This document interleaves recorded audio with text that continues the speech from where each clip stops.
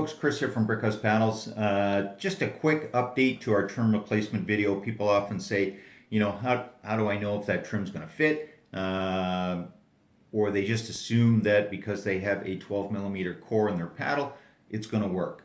So I come up with a couple of ideas that may help you verify what your actual paddle thickness is, because you're not talking about just the core, you're talking about the overall finish size of the paddle that's going to dictate whether our trim fits or not. First thing you can do is, if you happen to have one or know a mechanic or a machinist somewhere, is you can use a micrometer, and you can just simply slip it over the paddle. Oop, maybe not quite that simple. Tighten it up, and it should come in at roughly about 14.5 millimeters. 15 is fine, but if it comes in around 14.5, that's terrific.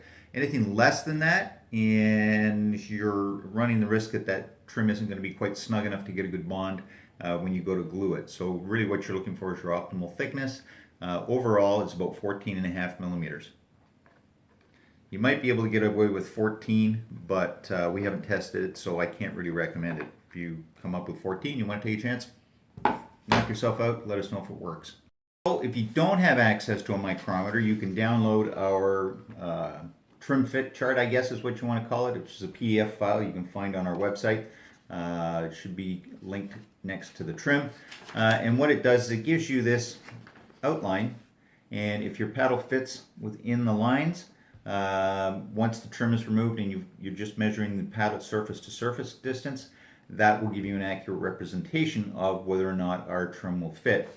So what you want to do is, if you've got your trim already removed, you can just take it, and if it fits, and I'll show you a picture in a minute here, but if it fits in between those two lines, you're good.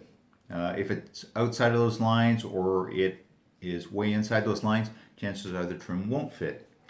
If you haven't got access to the actual paddle surface by the trim, because you don't want to remove the trim just in case our stuff doesn't fit, what you can do is you can cut that little box out, remove your handle grip, and then place that box over top of the core area, and it should overlap perfectly with just the paddle face and the core, not the actual handle blanks itself, but just the paddle face and the core. I hope you can see that okay.